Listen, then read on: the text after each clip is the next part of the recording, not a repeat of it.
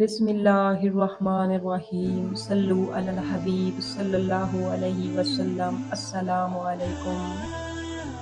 مزدوروں کے سلسلے میں نبی کریم صلی اللہ علیہ وآلہ وسلم کی حدیث مبارک۔ اسلام میں مزدوروں کو ایک معزز مقام حاصل ہے اور دوسرے پیشوں اور طبقوں سے ان کی حیثیت کم نہیں ہے۔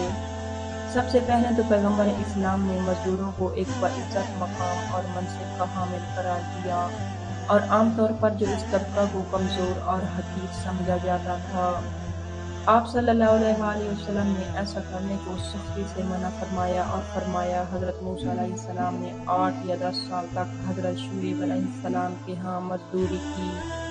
حلال روزی کی تلاش میں محنت اور کاوش کو عند اللہ پورے 1 سال اور امام عادل کے ساتھ جہاد سے افضل قرار دیا گیا۔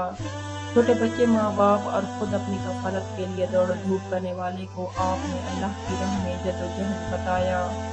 آپ صلی اللہ علیہ وآلہ وسلم نے فرمایا کہ سب سے پاکیزہ عمل یہ ہے کہ آدمی خود اپنے سے کمائے۔ خدا کے نبی حضرت داؤد علیہ السلام خود اپنے ہاتھوں کی کمائی ہی کھایا کرتے تھے۔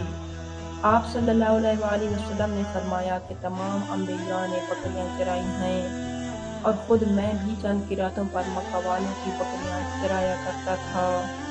کاشتکاری کو مبارک کہا گیا اور اس کا حکم دیا گیا۔ ایک بار آپ صلی اللہ علیہ وآلہ وسلم نے حضرت حکیم بن حزام سے ارشاد فرمایا، سب سے حلال رزق وہ ہے جس میں دونوں پاؤں چلیں، ہاتھ کام کرے اور پیشانی عرق آلود ہو۔